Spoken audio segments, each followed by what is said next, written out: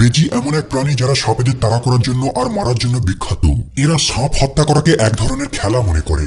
জাপানি বিজ্ঞানীদের কাছে এটাই একমাত্র উত্তম সমাধান বলে মনে হয়েছিল, কিন্তু তখন কেউই ভাবেনি এমন অদ্ভুত সিদ্ধান্তের কতটা ভয়ানক পরিণাম হতে পারে। 2000 দশকের দিকে জাপানের আমামি ওশিমা আইল্যান্ডের বসবাসকারী জনগণ এক ভয়ানক শত্রুর আক্রমণের সম্মুখীন হতে থাকে, যার নাম হাবু সাপ। পুরো ওশিমা দ্বীপ জুড়ে এই সাপ ছবলের তাণ্ডব চালিয়ে বেড়াতে শুরু করে, কারণ এরা পুরো দ্বীপে ছড়িয়ে পড়েছে। এর কামড়ে ব্যক্তির উচ্চ রক্তচাপ আর বমি হতে থাকে, আর সঠিক সময় চিকিৎসা না করলে ব্যক্তির মৃত্যু নিশ্চিত। কিন্তু সমস্যা হলো সেই সময় এই সাপের বিষের জন্য কোনো প্রতিষেধক ছিল না। যদিও জাপানি বিজ্ঞানীরা এই সাপের বিষের জন্য অ্যান্টিডোট বানানোর অনেক প্রচেষ্টা চালায়, ফাইনালি তারা একটি প্রতিষেধক আবিষ্কারও করে ফেলে। কিন্তু তারপরেও একটি বড় সমস্যা হলো এই মেডিসিনকে স্টোর করে রাখার জন্য প্রয়োজন হাইটেক মেডিকেল সেন্টার, যেখানে রেফ্রিজারেটরের জন্য বিদ্যুতের প্রয়োজন রয়েছে। কিন্তু সাল 1980 দিকে জাপানের গ্রাম্য এলাকাগুলিতে এই ধরনের বিশেষ কোনো সুবিধা ছিল না। সাপে কাটা ব্যক্তিকে মেডিকেল সেন্টারে নিয়ে যাওয়ার পূর্বেই রাস্তাতেই মারা যেত।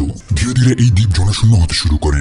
জাপানের সরকার এক মহা সমস্যায় পড়ে যায়। তারা একটি ইমার্জেন্সি মিটিং ডেকে ঠিক করে এই সাপের অত্যাচার থেকে দ্বীপটিকে রক্ষা করতে কিছু একটা করতে হবে। আর জাপানি বিজ্ঞানীরা অনেকগুলি প্রাণীকে বাছাই করার পর ফাইনালি সিদ্ধান্ত নেয় বেস্ট স্নেক ফাইটিং হিরো বেজিকে এই দ্বীপে ছাড়া হবে। সাপ আর নেউল এরা একে অপরের চিরশত্রু। তাছাড়া বেজিদের দেহে একটি ন্যাচারাল ডিফেন্স সিস্টেম রয়েছে, যা সাপেদের বিষ থেকে প্রতিরোধ করে তোলে।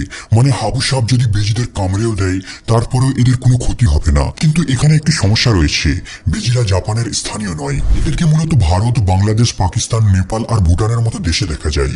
জাপানি বিজ্ঞানীরা এই সমস্ত দেশ থেকে 30টা বেজি নিয়ে এসে আমামি ওশিমা দ্বীপে ছেড়ে দেয়, আর তারা নিশ্চিত হয় যে এবারে তাদের সমস্যার সমাধান হবে। কিন্তু কয়েক বছর পর যখন তাদের সংখ্যা 30 থেকে 30,000-এ পৌঁছে যায়, এদের বিহেভ দেখে জাপানি বিজ্ঞানীরা হতবাক হয়ে যায়। তারা লক্ষ্য করে এই বেজিগুলো সাপ শিকারের উপর কোনো রকম রুচি দেখায়নি, উল্টে সাপের সাথে তাদের সংখ্যা বেড়েই চলেছে।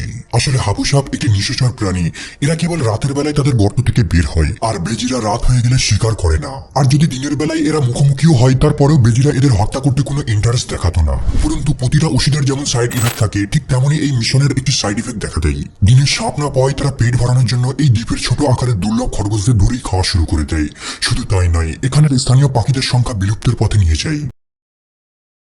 এই বেজিরা গাছে উঠে পাখিদের বাসা থেকে ডিম চুরি করে খেয়ে নিত, সেই সাথে এরা চাষিদের ফসলকেও নষ্ট করা শুরু করে। স্থানীয় মানুষরা হঠাৎ করে নিজেদের চারপাশে বিশাল পরিবর্তন লক্ষ্য করে। যেসব প্রাণীদের তারা দেখতে পেত তাদের অনেকেই অদৃশ্য হয়ে যেতে শুরু করে। হঠাৎ এমন চেঞ্জ দেখে তারা সহজেই বুঝে যায় যে বেজিরা সাপ মারছে না, বরং তারা প্রাকৃতিক বিপর্যয় ঘটাচ্ছে। 2000 সালের শুরুর দিকে বেজি মুক্ত অপারেশন ঘোষণা করে। এদেরকে ধরার জন্য সরকার থেকে সরাসরি আদেশ ঘোষণা করা হয়। সরকার বেজি ধরার জন্য এক বিশেষ দলও গঠন করে। যেখানে এদের সংখ্যা বেশি, সেখানে এদের পছন্দের খাবারে বিষ মিশিয়ে রেখে দেওয়া হতো, যাতে ওই বিষাক্ত খাবার খেয়ে বেজিরা মারা যায়। এর সাথে সাথে বেজি ধরার জন্য কুকুরদের ট্রেনিং দেওয়া হয়, আর এই ট্রেনিং প্রাপ্ত কুকুরগুলো বেজিদের বাসাকে খুঁজে বের করে ফেলত। অবশেষে 2018 সালে জাপানের সরকার ঘোষণা করে আমামি ওশিমা দ্বীপ এখন সম্পূর্ণ বেজি মুক্ত। এই বেজির দল প্রায় 15টা প্রজাতির প্রাণীকে নষ্ট করে দিয়েছে। ইতিমধ্যে এই দ্বীপে সাপের কামড়ের সংখ্যাও ক্রমশ কমে আসে। তবে এর কারণ বেজিরা নয়, বরং এই দ্বীপের মানুষের প্রচেষ্টাই। হাবু সাপেদের জন্য এখানে জনগণ বিভিন্ন ধরনের ট্র্যাপ সেট করা শুরু করে। প্লাস 2005 সালের পর থেকে এখানে অ্যান্টিভেনাম অ্যাভেলেবেল হয়ে যায়। এই ঘটনা থেকে একটি শিক্ষাই পাওয়া যায়, মানুষ যত বড়ই বুদ্ধিমান প্রাণী হোক না কেন, নেচারের বিরুদ্ধে গিয়ে কখনোই তারা নিজেদের স্বার্থকে পূরণ করতে পারবে না।